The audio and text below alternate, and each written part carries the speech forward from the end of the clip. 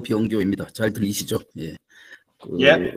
방금 조 대표님이 이제 말씀해 주셨는데, 최근 제목은 1조 클럽 도전하는 중견 기업을 위한 삼성 SCM 노하우 이렇게 잡았고요. 주로 이제 타겟팅하는 거는 중소 중견 기업들을 이제 대상으로 하는 건데 바로 시작하겠습니다. 예. 그러면은 대부분 이제 아는 분들이 많긴 하지만 그래도 이 서병교라는 자가 누구냐 이런 것 때문에 페이지 그냥 넣었고요. 저는 주로 산업공학 전공하고 난 다음에는 주로 컨설팅 업계에 오래 있었습니다. 일로 많이 했고 첫 회사가 앤더슨 컨설팅이라고 우리나라 컨설팅 1세대쯤 되는 그때부터 시작했고요. I2 쪽에도 다녔고 삼성 SDS 이런 식으로 이제 주로 을 하다가 대한통운에서 CIO 하면서 갑도 하고 지금은 이제 공직인데 이거는 갑도 아니고 을도 아니고 공직이긴 한데 약간은 을에 가까운 역할은 하고 있습니다. 지금 왜냐하면 지금 안양시에서 기업 유치 추진 활동을 하고 있다 보니까 상대적으로 많은 기업들을 찾아가서 부탁을 하고 관심 갖게 하는 그런 역할을 하고 있는 중입니다. 제가 겪었던 그리고 다녔던 회사들 이력들을 리스트업을 좀 해봤더니요. 다양하게 다녔더라고요. 큰 기업, 중견, 스타트업까지 한국 회사, 외국에서 한국에 들어와 있는 한국 지사에도 다니고 심지어 외국에서도 회사를 다녔고 다양한 업종들 그리고 펑션별, 프로세스별로는 제조, 영업, 마케팅, 구매, 개발 다양하게 하다 보니까 SCM에 대해서 전반적으로 조금씩이라도 얘기를 해줄 만한 그런 경험들을 보유하고 있겠다는 게 있는 점이 사실은 이 책을 쓰게 된 계기가 됐습니다. 예. 의도는 아까 잠깐 말씀드린 것처럼 우리나라 대부분의 중소 중견기업이 대기업과 달리 돈 없고 사람 없고 기술 없고 인프라 안 되고 또 바쁘고 대표이사 의존도가 높다 보니까 이런 분들에게 뭔가 좀 도움되는 얘기를 그냥 원포인트 레슨 한두 번 해서는 그렇게 효과를 못 보는 것 같더라고요. 그래서 체계적인 뭔가가 필요하겠다. 이분들도 책 한 권 그냥 읽고 끝내면 좋겠는데 하는 의견도 주신 분들도 많고 그래서 단기간에 저비용 고효율의 SM 체계를 갖추는 뭔가가 없느냐 해서 책을 쓰게 됐습니다. 이제 첫 번째 공급망부터 시작인데요. 이거는 경주에서 발견된 거예요. 70년대. 그래 고분에서 발견된 건데 굉장히 국보급이 국보이고 예. 이런 황금 거물 보금을 신라 시대에 만들었겠느냐라고부터 시작된 거예요. 연구는. 근데 이게 비슷한 게 카자흐스탄에서 발견됐습니다. 사실 경주가 여기서 카자흐스탄까지 몇천 킬로미터 되지 않습니까? 근데 실제 이 원산지를 찾아보니까 트라키아 지방이라고 지금 이스탄불에서 약간 북쪽 옛날 로마 제국 시대 그 땅에서 만들어졌다는 게 밝혀졌고요. 주장이 지금도 나오고 있고요. 또 이것도 경주에서 발견된 건데 유리로 된 와인잔도 있고 그릇들 이런 건 사실은 지금 지중해 동부에 있는 시리아, 파키스탄 이 일대 이스라엘 이 일대에서 주로 많이 나오는 거거든요. 그러면은 한 서기 5세기, 6세기에 이 지역에서 경주까지 어떻게 날랐을까? 우리 흔히 아는 비단길이라는 거, 초원길이라는 거, 이 보니까 10,000km 정도 돼요. 한대 이수 교수 연구에 따르면 10,000km를 하루 한 100리 정도 이동을 하면은 250을 한 10달, 길어봐야 1년이면은 경주로 오지 않았을까라는 게 지금 연구하고 있는 거고요. 이게 일종의 이제 공급망인 건데 공급망에 대한 연구는 오늘 참석하신 분들 워낙 많이 알듯이 이런 깔끔한 그림 있지 않습니까? 물건이 오고 가고 돈이 오고 가고 정보가 오고 가고 우리 회사에게 공급하는 1차, 2차, 3차 벤더 그리고 우리의 고객사들 이런 개념이 있는데 정보의 가치에 대해서 재밌는 사례를 이미 알고 계신 분도 있겠지만 로스차일드라고 보통 로칠드 와인 그쪽 집안이죠. 로스차일드의 마이어가 아들이 5명 있어요. 딸도 있었지만 이 5명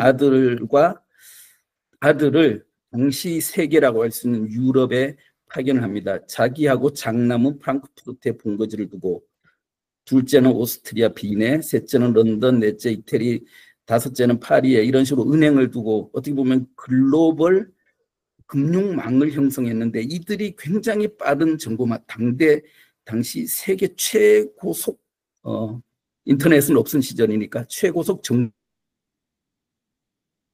예가 워털루 전투라고 나폴레옹하고 웰링턴이 이 전투에서 나폴레옹이 지지 않습니까? 근데 당시 이 정보를 워털루는 벨기에 여기 있고 영국 뭐 대륙이야 정보를 어떻게든 하루 이틀 지나면 알겠지만 런던에서는 도저히 이 정보를 알 수 있는 방법이 없었어요. 근데 로스차일드 가문에서 전령을 보냅니다. 이렇게 6월 18일 날 저녁 때 전령을 보내서 19일 날 저녁에 폭풍우가 치는 이 바다를 건너서 그 다음날 새벽에 여기 도착하는데 런던에 있던 그 셋째 아들 나탄이 여기 가서 정보를 알고 드디어 이제 영국 국채를 엄청나게 사실은 시세 조종을 하는 건데 그거는 나중에 한번 보시고 이때에 한 20배 이상의 돈을 벌게 됩니다. 그래서 로스차일드 가문이 국제금융계를 쥐락펴락하는 시드머니가 됐던 계기가 바로 정보력에서 당시 세계 최고로 빠른 정보망을 활용해서 부를 창출했다. 뭐 이런 내용이 약간 들어가고요. 아까 말씀드린 것처럼 SM을 그림으로 표시하면 굉장히 나이스해 보이는 이런 그림인데 실상은 그렇게 복잡하지 않습니까? 이렇게 도저히 뭐 관리가 안 되는 이거를 그러면은 이제 어떻게 체계적으로 좀 나름 분석을 해보자 하면은 제가 입체적으로 좀 분석을 해봤는데 하늘에서 내려다보는 평면도 우리 회사가 가운데 있고 우리 회사 내부에도 뭐 다양한 기능들이 있지 않습니까? 구매, 제조, 영업, 마케팅 이런 거. 그리고 우리 회사의 왼쪽에 공급사가 있고 오른쪽에 고객사가 있고 뭐 정보가 오가는 이런 위에서 보는 뷰 그리고 측면에서 정면에서 보면은 입체적으로 볼 수 있는 건데 경영진이 하는 서플라이 체인 스트래티지 플래닝 중간 리더가 하는 그리고 실무자가 하는 이런 입체적인 모습 그리고 한 가지 더 보면은 사실은 겉모습이 아니라 내면도라고 표현했는데 해부도 같은 거죠. 내부에 들어가면 이렇게 복잡한 신경망, 혈관 이런 것들이 오고 가는 이렇게 이제 입체적으로 좀 보면 그나마 서플라이 체인을 좀 제대로 볼 수 있지 않겠느냐라는 거로 했고 서플라이 체인을 그 자체를 공급망 자체를 혁신하는 대표적인 사례를 하나 집어넣었는데요. 양파 가격 같은 우리 왜 그런 말 하잖아요. 산지에서 1kg에 300원, 290원, 300원짜리가 왜 서너 배 비싸게 소비자들이 사야 되느냐. 이 중간에 순 도둑놈들이 많은 거 아니냐. 뭐 이런 기사를 많이 보지 않습니까? 사실 중간에 이 블랙박스처럼 된 게 유통인데 유통이 지금 단순화시켰습니다만 굉장히 많은 단계가 있고 가장 크게는 현지 생산자로부터 사는 1차 중간상이 있고 두 번째 도매상, 세 번째 소매상 크게 보더라도 한 3단계는 거치는데 이 각각의 단계를 거칠 때마다 폭리를 취하는 게 아니고 자세히 보면은 사실 292원에 떼와서 산지 유통인이 도매상한테 넘길 때는 650원에 넘기는데 그럼 뭐 2배, 3배 폭리냐 그게 아니라 뭐 운송비, 보건비, 뭐 각종 뭐 포장비 이런 것들이 들으니까 실제 이익은 10% 정도 남기고 있어요. 산지 유통인이. 도매가 소매, 뭐 이런 가락동 이런 데서 넘기는 거는 여기도 사실은 10% 정도밖에 남지 않거든요. 각종 비용이 많이 들어가서 그런 거지.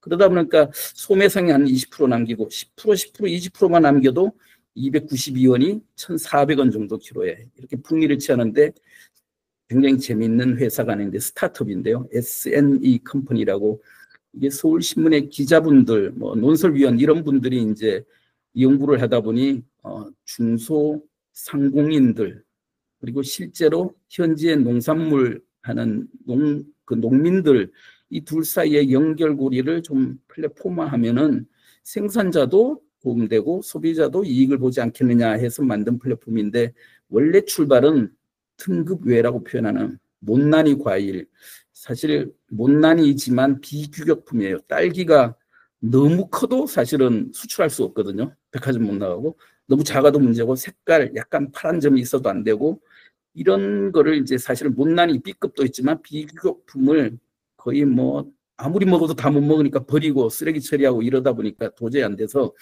그럼 이 비규격 등급의 딸기들을 예를 들면 서울 뭐 부산 대구 이런 데 있는 카페 같은데 딸기 주스로 팔면 뭐 사실 뭐 커도 문제 안 되고 약간 파란 점이 있어도 문제가 안 되지 않습니까?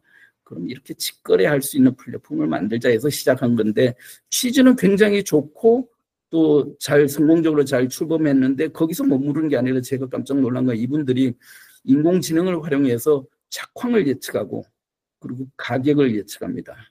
그리고 뭐 지금은 이제 구매 대행까지 가고 있고 수출도 하고 있고 글로벌하게 지금 사업을 하고 있는데 제가 놀란 거는 엄청나게 적은 규모의 그 사람들이 엄청나게 많은 활동을 하면서 생각지도 못했던 그리고 이 창업자의 꿈은 사실 좀 지나면 이제 스스로도 이제 이런 말씀하시는데 뭐 글로벌하게 정말 큰 그런 작물 중개상 뭐 이런 것까지 생각하고 있습니다. 선물 시장까지 진출하고 있고 이 S&E 컴퍼니의 파괴적인 그 혁신이라고 하는 거는 서플라이 체인의 복잡한 단계 아까 중간상들을 앞에 있던 이런 중간상들을 다 없애버리고 직거래가 가능하도록 하는 그 플랫폼을 만든 점이고 거기에다가 인공지능 카메라로 농부들이 사실 인공지능 쓸 수 없잖아요. 그래서 싹이 날 때부터 매일 사진을 찍어서 앱이 바로 분석을 하면 아 이거는 예를 들면 5개월 뒤에 배추가 어떻게 했구나.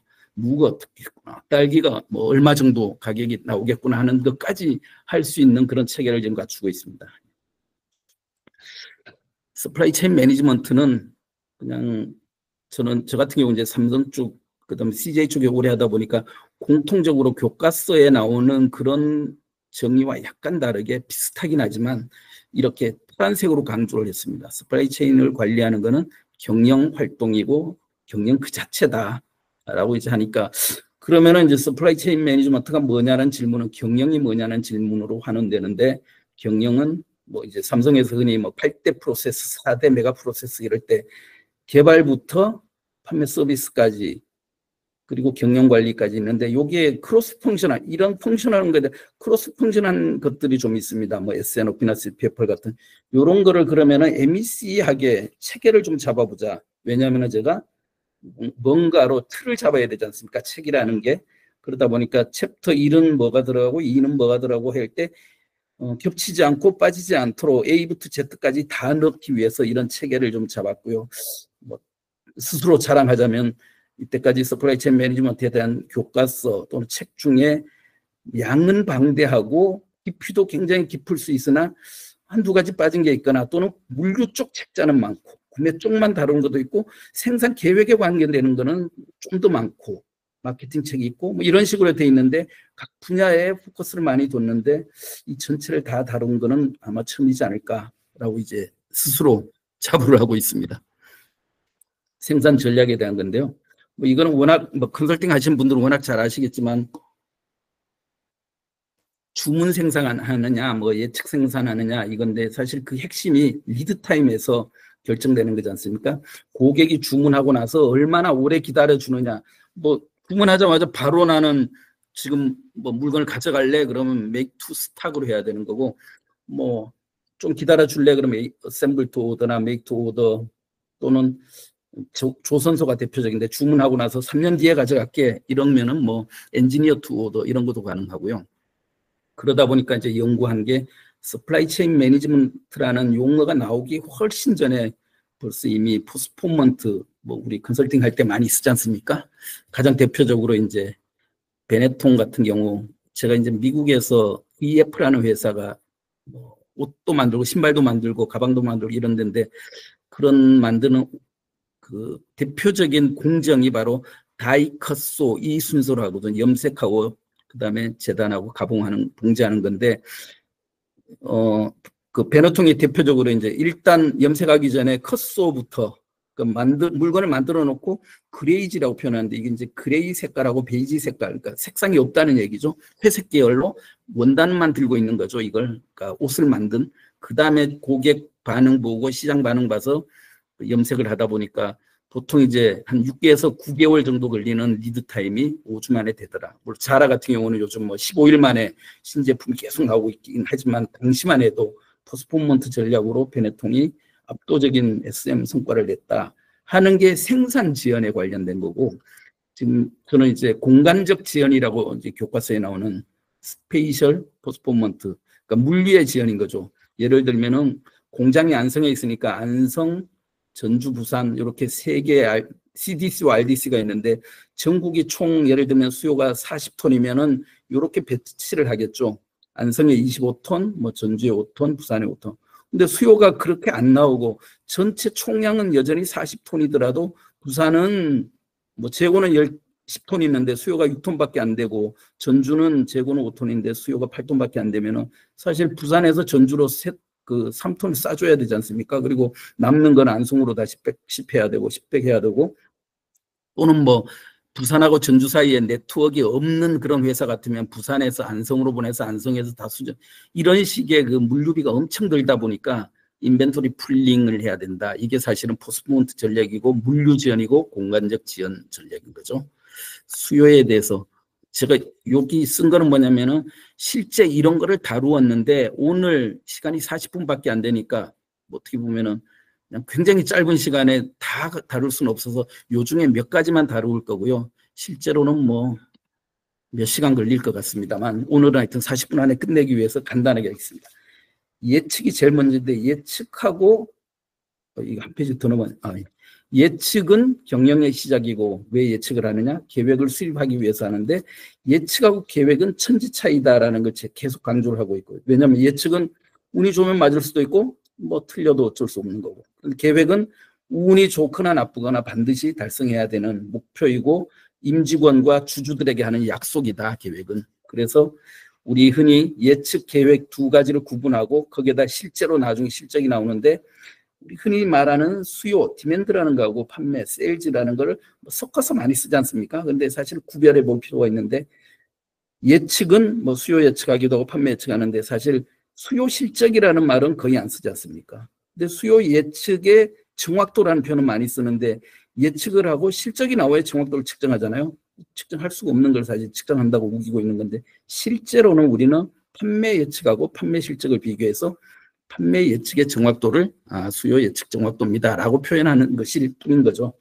사실 예측하고 계획을 수요 판매 이런 관점에서 보면은 뭐 제약을 반영하느냐 판촉 전략을 쓰느냐에 따라서 이런 식으로 이제 구분했으니 사실 앞으로 기업하시는 분들 현장에서는 좀 이렇게 구분해서 우리는 지금 판매 예측하고 판매 계획을 세우고 판매 실적을 보는구나 라고 좀 써주면 좋겠다라는 취지로 표를 만들었고요. 마케팅에 관련되는 유명한 말인데 제가 책을 쓰다 보니까 이제 출처를 찾게 됐습니다. 흔히 뭐 최근에 누군가 한 말입니다. 그런데 사실 보니까 제일 원조는 19세기 말에 그 존 워너메이커라는 마케팅의 아버지 파이어니어라고 표현하는데 이런 말을 했어요. 내가 쓰는 광고에 쓰는 돈의 반은 사라졌는데 낭비했는데 문제가 이제 어느 쪽 반인지 모른다는 것. 그것 때문에 흔히 이제 프로모션, 뭐 프라이싱 이런 정책을 많이 쓰지 않습니까?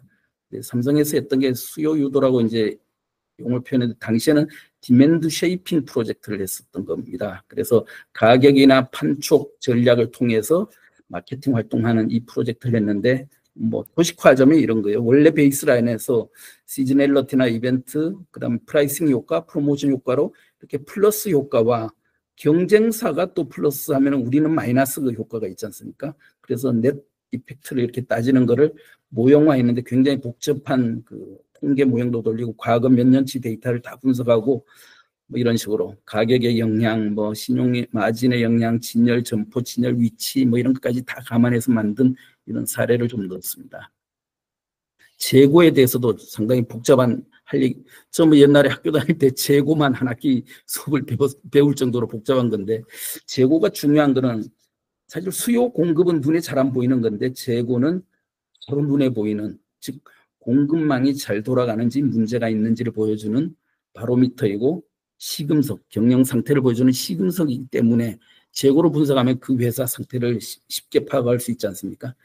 여기 들어간 사례는 S푸드라고 햄 소세지 만드는 회사인데 여기는 이제 식품 회사다 보니까 우리가 흔히 말하는 유통기한이 굉장히 민감하고 유통기한은 뭐 우유는 예를 들면 10일 안에 팔아야 되지 않습니까? 10일 넘으면 못 팔고 소비기한이라는 개념은 최근에 작년 재작년에 나온 건데 사실 10일 지나서 뭐 한 15일 지나서 먹어도 문제 없는 거거든. 우유는 심지어 45일 정도 냉장고에 보관할 수 있는데 개봉하지 않으면은 이 두 가지 개념이 있던 시기에 이제 식품회사는 생미기간인 게 있습니다. 어떤 거냐면은 우유가 예를 들면 유통기간이 10일인데 뭐 한 9일 지나서 내일이 마감인 유통기한 마감인 우유를 납품을 하면은 예를 들면 이마트에서 납품 받을 리가 없지 않습니까?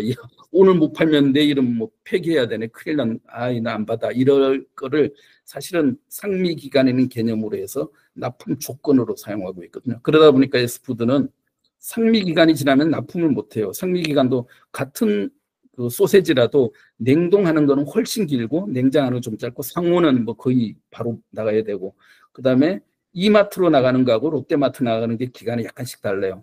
그거를 영업들이 잠깐만 한눈 팔면은 그냥 폐기해야 되는 거거든요. 그러다 보니까 매일 아침에 SM팀에서 영업, 구매, 제조에다가 뿌려줍니다. 이 제품은 냉동이니까 상미기간이 여유 있다. 이 제품은 어떻다. 뭐 이마트로 가는 거는 오늘 안 되면은 뭐 다른 중소 마트로 돌려야 된다. 뭐 이런 식으로 이제 계속 하는 게 어떻게 보면 베스트 프랙티스라고 생각돼서 사례를 넣었고요.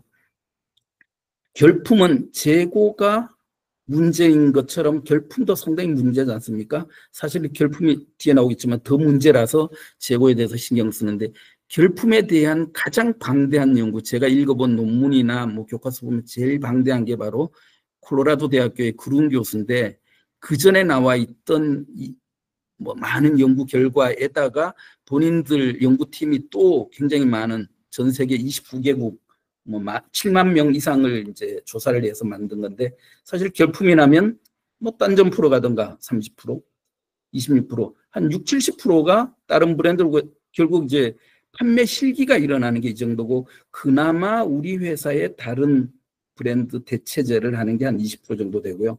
뭐 아예 안 사는 것도 한 9% 정도 됩니다. 그러다 보니까 결품이 너무 무서운 거죠. 그래서 제가 이제 쓴 말이 결품도 안 좋은데 재고도 안 좋은데 재고의 고통보다 결품이 3배나 고통스럽다. 뭐 이건 뭐 정확한 수치가 아니라 인터뷰도 여러 명 했다 보니까 의견들이 이 정도 나오고요. 행동 경제학에서도 손실 회피 성향이 이거지 않습니까? 2~3배 더 고통스럽다는 것. 이게 이제 제가 내린 결론이고 재고의 순기능, 역기능 그러다 보니까 이제 우리 뭐 프로젝트 하다 보면 PSI 리포트 많이 만들지 않습니까? 뭐 이렇게 생산하거나 또는 구매한 거에다가 P에다가 세일즈 팔고 남은 게 인벤토리인데 인벤토리가 0 밑으로 떨어지는 이때 쇼티지가 발생하기 전에 미리 구매를 다 하든가 지금 같은 경우 생산을 더 많이 할 수 있게 하는 이 리포트를 가지고 실제 생산 관리하는 사람들이 매주 이렇게 활용을 하고 있죠. 재고 관리의 기본 원칙은 뭐 많이 있겠지만 가장 대표적인 게 정물일치, 그러니까 정보하고 실물이 일치하는 거, 선입선출. 선입선출을 잘못하면은 창고 관리하는 사람은 가장 기본이 이거잖아요. 태종실록에도 이런 게 있더라고요. 창고에 보관한 곡식이 썩고 있으니까 의정부에서 태종한테 보고를 해서 이 문제가 새 곡식하고 묵은 곡식을 섞어서 쌓더라. 앞으로 이런 자가 있으면 죄를 물어야 한다. 뭐 1409년에도 이미 선입선출 원칙을 강조했더라고요. 왕조실록에도. 수요 유형, 주문 예측 버퍼. 그럼 확정되느냐 미확정이냐 새로 들어온 거냐 이거에 따른 우선순위를 정해야 된다는 게 이제 가장 SCM 하는 사람들이 가장 신경 쓰는 디맨드 프라이어리티에 대한 게 이거고요. 제가 이제 이번에 좀 강조를 했던 건 뭐냐면 아까 예측이냐 수요를 하냐 예측을 아니면 판매를 예측하냐 해서 판매 예측하고 이 판매 예측에 대한 공급 계획 우리 뭐 주로 생산 계획을 신경 쓰지만 생산뿐만 아니라 재고 구매 물류 개발 모든 계획을 다 서플라이 사이드에서 해주는 이 공급 계획 이 두 개를 매칭하는 게 바로 나중에 S&OP 회의에서 결론 내면은 합의한 컨센서스를 이룬 이 플랜이 전사 단일 계획이고 그게 판매 계획이 되고 공급 계획이 되고 이 네 개는 사실 같은 값이 나와야 되는 거죠. 우리가 흔히 RTF, 리턴 투 포캐스트라는 거는 예측을 100이라고 그랬는데 공급을 못하는 게 한 10 정도 되고 재고로 대응하든 새로 만들든 어떻게나 공급해 줄게 하는 게 90이면 우리가 90%라고 보통 표현하지 않습니까? 이걸 뭐 MP에서 이제 마스터 플래닝이라고 말한 MP에서 주로 이 값을 내는데 서플라이 체인을 관리하는 어떤 회사의 역량을 점수화하자면은 판매 예측한 것부터 판매 실적이 나올 때까지 이 프로세스 상에서 여러 가지 지표들이 있는데 가장 대표적인 게 아까 내가 예측을 100이라고 그러는데 RTF가 왜 90밖에 안 나와 하는 공급 계획률 90%면 사실 상당히 좋은 거거든요. 그다음에 생산 계획했던 거와 실적을 비교하는 생산 계획 준수율, 판매 계획 나온 거하고 실적 비교하는 준수율. 요 세 가지 지표를 보면은 이 회사 SSM 수준을 금방 알 수 있거든요. 요 세 가지를 합친 걸 이제 판매 예측 정확도라 그러는데, 공급 계획률이 NP율이 한 90% 나오면 굉장히 좋은, 나쁘지 않은 거고, 생산 계획 준수로 80점이면 훌륭하고요. 판매 계획 준수 이렇게 높은 거 사실 별로 본 적 없지 않습니까? 70% 굉장히 좋은 숫자들을, 그러니까 국어 90점, 영어, 수학 이 정도인데 실제 이 회사 점수는 90점 곱하기 80은 곱하기 50점밖에 안 돼요. 왜냐하면 판매 예측을 100이라고 그랬는데 계획은 90, 계획 90 해놓고 실적은 80점짜리니까 72개밖에 안 되고 72개에서 70점 하면 50개. 결국 100이라 그랬는데 50개 팔고 있는 거예요. 그 회사는 반타작하고 있는 회사인데 각각 과목별로 보면 굉장히 나쁘지 않은 회사가 총점으로 보면 형편없는, 이게 사실 좋은 회사가 이 정도라는 거죠. 그러니 중소중견기업은 뭐 20, 30점도 수두룩한 거죠. 확정 구간에 대한 얘기 좀 넣었고요. 뭐 고정 구간, 제한 구간, 가변 구간 뭐 이런 게 있는데 이거에 대한 특성은 이제 그냥 시간이 없으니까 넘어가고요. 확정 생산이라는 개념 자체는 이겁니다. 예를 들면 3일을 확정한다 그러면 오늘이 10일이면 오늘 아침에 11일, 내일, 모레 글피 계획은 확정을 시킵니다.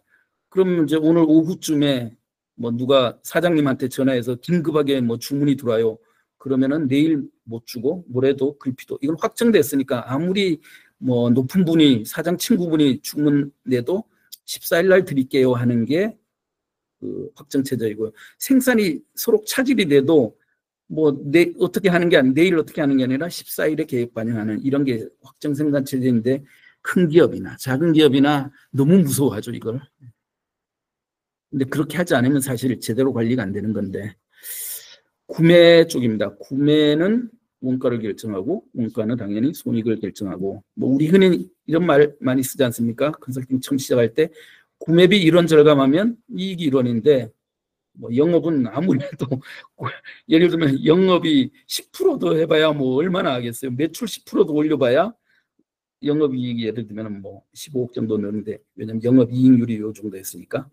구매는 1%만 해도 뭐 15억이나 증가되지 않습니까? 그래서 우리 이제 흔히 1원, 구매비 1원을 굉장히 중요하게 생각하는데, 그게 중요한 이유는 사실은 이익이 늘어나서 라는 이유도 있지만 이익이 줄어들기 때문에 더 무서운 거죠. 원부자재 가격이 5% 인상되면 영업이익은 반토막 나는 엄청나게 무서운 게 사실 구매인 건데, 그러다 보니까 대표적으로 재미있는 사례가 GS25에서 점장이 발주낼 때 동그라미 하나 더 치면 빼빼로 이렇게 미어 터지게 막 들어오고 소세지 들어오고 뭐 감당 못하게, 심지어 그 건물 안에 매장 안에 둘 수가 없어서 밖에다가 떠놓고 떨이해야 되는 이런 상황까지 되니까 조달 구매가 얼마나 중요하냐 하는 뭐 이런 사례를 넣었고요. 실제 조달 구매냐 개발 구매냐는 구매의 그 라이프 사이클, 그러니까 양산 시기는 조달이고 양산 이전은 개발 구매지 않습니까? 근데 실제 개발 구매가 중요한 이유는 원가가 이미 개발 단계 한 80, 90% 가까이가 이미 뭐 결정이 되기 때문에 개발 구매가 중요하죠. 그래서 선행 개발할 때 뭐 EPI, Early Procurement Involvement 또는 ESI, Early Supply Involvement 이런 게 중요하지 않습니까?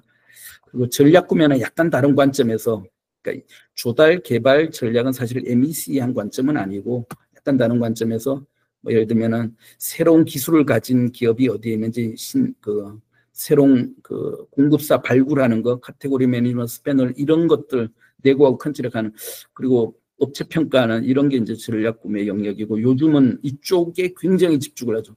조달 사실 별로 신경 안 쓰고 있고요. 개발 엄청 중요한데 주로 R&D에서 구매하고 초기에 결정하면 끝나는 거니까 이회적이라고 할 수 있는 거고, 그 다음은 상시적으로 하는 건 사실 전략 구매에서 신경을 써야 되는 게 요즘 트렌드입니다. 펠란티어, 요즘 주가가 많이 올라서 유명한데 원래 오사마 빈 라덴이 어디 숨었는지 파악했던 게 펠란티어 쿨이었지 않습니까? 이게 사실 인큐텔이라고 CIA의 펀드가 인큐텔인데 여기에서 투자한 회사고, 뭐 이쪽으로 유명해서 보안 뭐 이쪽으로 유명해서, 그런데 실제로 여기선 최적화 쪽에 알고리즘 많이 갖고 있는데, 영국의 그 BP 브리티시 퍼트롤리움 있잖아요. 여기는 원유를 생산하는데 원유를 빨아들이는 속도가 사실은 품질을 결정하는데 굉장히 중요한 팩터라고 합니다.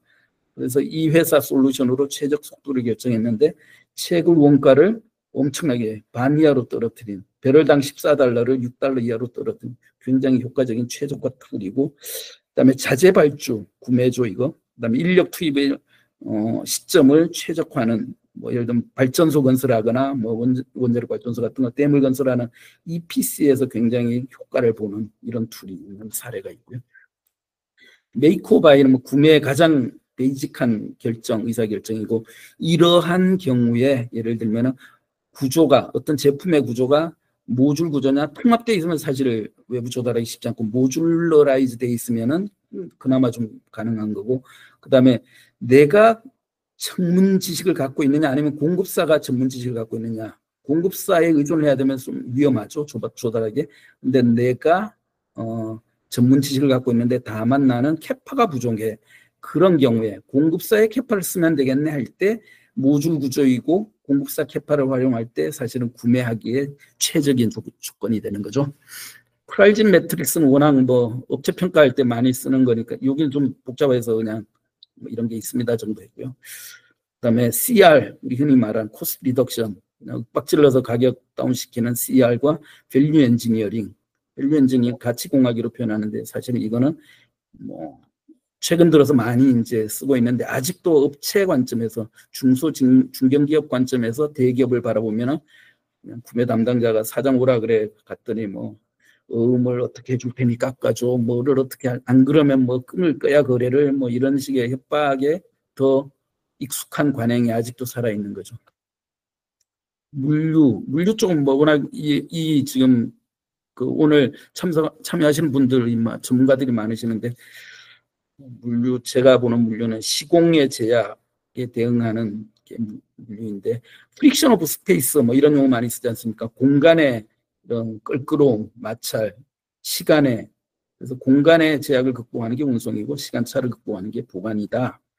그리고 이제 흔히 말하는 이제 물류의 영역들, 조달 물류부터 회수, 반품, 서비스 물류까지인데, 사실 여기에 표현되지 않은 게 프로젝트 물류라고 있습니다. 프로젝트 물류가 사실 물류의 꽃이라고 표현하고 굉장히 어렵고 복잡하고 이 전문성을 가지고 있는 회사가 그리 많지는 않은데, 물류 전문, 예를 들면 대한통운 같으면은 이런 뭐, 그러니까 이거는 이제 그 이스탄불 근처에 있는 큰 능을 옮기는 그런 프로젝트인데, 댐을 건설하면서 수몰지구에 있는 이런 유적들을 근처에 있는 몇 킬로미터 떨어진 공원으로 옮겨야 되는 이런 프로젝트, 사실 대표적인 프로젝트 물류인 거죠. 예. 물류, 이건 제가 전에 정리한 건데, 물류에서 돈을 버는 7가지 영역, 물류에서 내가 돈을 번다? 아마 이걸 벗어나지 않을 겁니다. 이거 말고 더 있으면 좀 알려주시면 제가 좀 도움이 많이 될 것 같아요. 왜냐하면 못 봤거든요. 흔히 말하는 이제 뭐 까대기 한다는 운영에 관련되는 것들, 우리 여기 참여하신 분들이 많이 관심 또 전문성 있는 IT 컨설팅 쪽, 설비 장비, 그다음에 부자재 소모품, 뭐 예를 들면 보냉제 같은 거, 아이스박스 뭐 이런 것들, 요 네 개가 이제 흔히 많이 접하는 거고, 그다음에 큰 게 운송수단, 또 물류 거점, 제일 마지막이 파이낸싱, 금융 쪽에서 참여하는 거죠. 이런 거 7가지 영역이 물류 사업 분야인데, 사실 우리가 물류에 신경 쓰는 건, 중소 중견기업이 물류에 신경 쓰는 거는 납기와 돈 때문에 그런 거지 않습니까? 물류비, 특히 물류비, 뭐 정리를 하면 5가지 정도로 이제 물류비를 절감할 수 있겠다라고 했고요. 뭐 흔히 이제 크로스다킹 이런 얘기 많이 하고 거점 최저가 많이 했는데, 사실 이게 그렇게 쉽지는 않은 거고, 제일 쉽게 할 수 있고 중소 중견기업에서 줄줄 세는 게 사실은 물류비 요율 체계인데요. 요율 체계를 제가 그러니까 중견기업 오너들 또는 뭐 CFO들이 좀 신경 써서 봐야 되는 게 이런 구조예요. 우리 공장 창고, 우리 공장 자재 창고, 제품 창고, 요 3개에서 일어나는 게 물류인데, 사실 공급사에서부터 들어온 거는 신경 안 쓰잖아요. 왜냐하면 물류비로 생각하는 구매비로 묻어져 있으니까 신경 안 쓰지만, 어쨌거나 납기는 굉장히 중요한 건데, 실제로 고객하고의 거래에서 발생하는 물류비가 납품 대행비 2차 물류비라는 게 숨겨져 있어요. 이거 계약 잘못하면, 예를 들면 내가 편의점 뭐 세븐일레븐 본사에 창고에 갖다 줄게 하면은 여기까지만 내가 신경 쓰면 되잖아요. 창고에서 배송하거나 공장에서 직송하면 끝나는 건데 계약을 잘못해서 세븐일레븐 매장으로 내가 배송할게 사인을 하면은 여기에서 고객사 창고에서 가는 이 3PL 비용을 내가 내거나 또는 고객들이 자기 차로 나르면 물건값에서 깎아줘. 그게 2차 물류비거든. 이게 숨겨져 있는 게 많은데 대부분 계약을 어떻게 하냐면 그냥 뭐 정확하게 액티비티를 모르니까 물동급으로 할 수 없고 그냥 매출액에 몇 프로를 줄게요. 이런 식으로 계약하다 보니까 뭐 판가 인상해도 물류비에 다 먹어가니까 사실 효과가 거의 없는 거죠. 그래서 중견기업 여기에 신경 많이 써야 된다. 이런 거고 대한통운에서 했던 건데 설비가 점점 늘어나면 WMS가 한 개가 아니라 한 회사에 서너 개, 너댓 개 막 점점 늘어나요. 그럼 사실 WMS와 설비 간에 N 곱하기 M개 인터페이스가 필요한데 표준 프로토콜을 쓰면은 N 더하기 M개만 있으면 되니까 뭐 쉽게 된다. 이거 사실 특허를 냈던 거고 지금 오픈했습니다. 이 특허는. 개발에 관련된 거고 시간이 한 5분밖에 안 남았으니까 넘어가겠습니다. 삼성 종기원에 가지고 있는 개발의 원칙은 뭐 아무도 없거나 존재하지 않거나 유일무이한 기술에 신경을 써라 뭐 이런 거고요. 뭐 선진 제품 비교 전시회 실제로 이 제품들을 분해해서 임직원들이 볼 수 있게 했던 이런 거고 구글의 투자비 배분 원칙은 신제품의 10% 정도를 써라. 최근 개발한 게 20%. 뭐 이런 식의 원칙이 있고요. SK 수가 많으면 관리하기 굉장히 힘들지 않습니까? 공급은 되게 힘들어하고 수요는 되게 좋아하고 팔 게 많으니까. 근데 회사 전체로 보면은 SK 수가 많을수록 손해인데 제가 이걸 이제 제품 6분면 또는 SKU 6분면이라고 그랬는데 이익 내는 거를 평균을 내고 매출 평균 내면 4분면이 나오잖아요. 근데 실제로 이익이 0 이하인 마이너스 이익인 게 많이 있어요. 그럼 이게 6개의 그 세그먼트가 나오는데 아래쪽에 있는 거는 마이너스니까 단종을 하든가 원가 절감을 해야 되는 영역이잖아요. 근데 어떤 제품이 처음 나타나면은 보통 이제 매출도 얼마 안 되고 이익도 마이너스인데 이런 시계 방향의 전략을 쓸지, 즉 원가를 개선하고 매출 늘릴 건지 아니면 매출부터 늘려서 브레이크 이븐 하게 만들지 이 전략을 세우는 게 사실은 굉장히 중요하고 언제 단종시킬지 실제로 이런 그 플러팅을 해보면은 오른쪽에 여기 있는 이런 제품 있잖아요. 이거 사실 단종을 못하는 것도 있어요. 미끼 상품 때문에. 그런데 왼쪽에 있는 거는 신제품일 가능성인데 출시 2년 이상 된 여기 있는 파란 동그라미 있잖아요. 이거는 단종하는 게 좋겠죠. 삼성전자 PLC 관리하는 뭐 샘플이고 SNOP는 뭐 워낙 많은 분들이 하고 계시니까 SNOP 하는 4가지 제품 계획, 수요 계획, 공급 계획, 재무 계획 이거는 있다. CPFR은 협력사와 그러니까 셀러와 바이어가 짜고 치는 고스톱이라고 표현했는데 그 고스톱 칠 때 패를 다 보여주고 나는 광을 먹을 테니까 도와줘. 너는 뭐 청단을 하시고 너는 뭐 피를 모으세요. 서로 이렇게 정보를 공유하는 체계이고요. 이게 이제 분립 이펙트 때문에 나온 거잖아요. 이게 이제 픽스라는 단체에서 만든 거고 삼성전자가 이걸로 효과를 많이 봤다. 뭐 이런 내용이 들어갔습니다. 그리고 기준 정보. 뭐 박문수 의사 그럼 박문수인데 사실 암행 의사는 아니고 실제 그냥 의사였는데 암행 의사에게 줬던 게 뭐 유척이라는 이런 거가 있고요.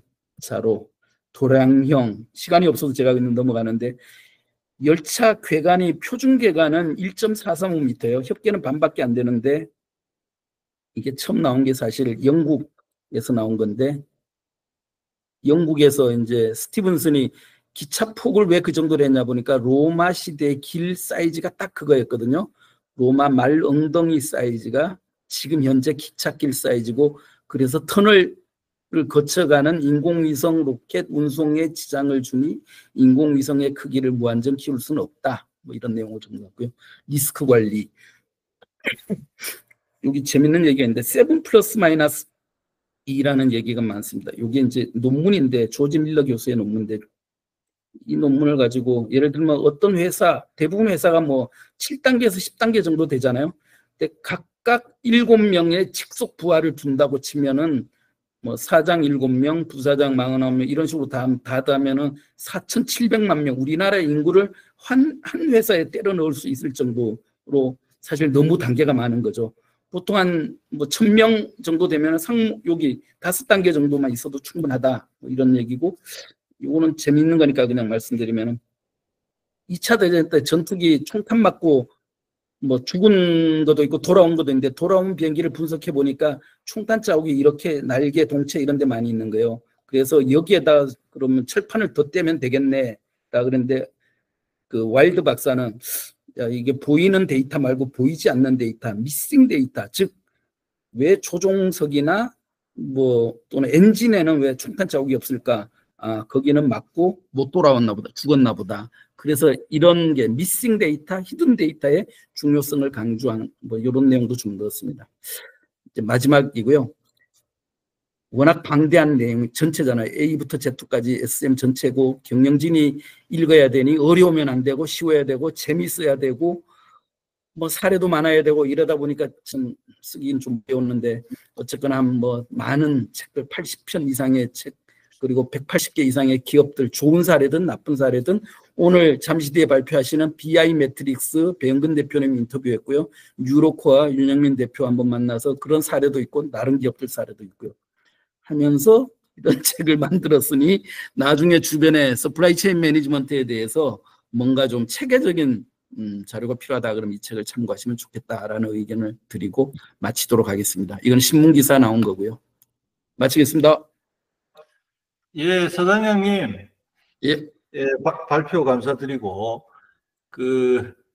이렇게 마지막에 정리해 주시긴 하셨는데, 제가 보기에는 이론과 현장을 아우르는 SCM 텍스트북인 것 같아요. 그래서 예, 고맙습니다. 여기 이걸 다 이제 중견 중소기업에 적용하려고 그러면 아마 거기서 이제 선택을 해서 단계적으로 아마 적용을 해서 실제 이 삼성 SCM의 노하우를 자기 기업에 적용을 해 나가야 될 텐데, 책 판매는 어떤 상황입니까 지금? 책은 주로 온라인으로 그 교보하고 알라딘을 통해서 구매할 수 있고요. 뭐 네. 많이 주변에서 많이 도와주고 계시면 사실은 그러니까 제 아는 후배들, 선배들 이런 분들이 보시고는 우리 신입사원 또는 우리 컨설턴트 교육용으로 좋겠네. 우리 회사 직원들한테 한 권씩 뿌렸다. 뭐 이런 의견을 많이 주세요. 도움이 되겠다라고 생각하는 것 같아요. 제가 하여튼 한참 전에 SCM 우리 교수들이 쓴 책을 보고 정말 분노한 적이 있습니다. 정말 SCM을 모르는구나.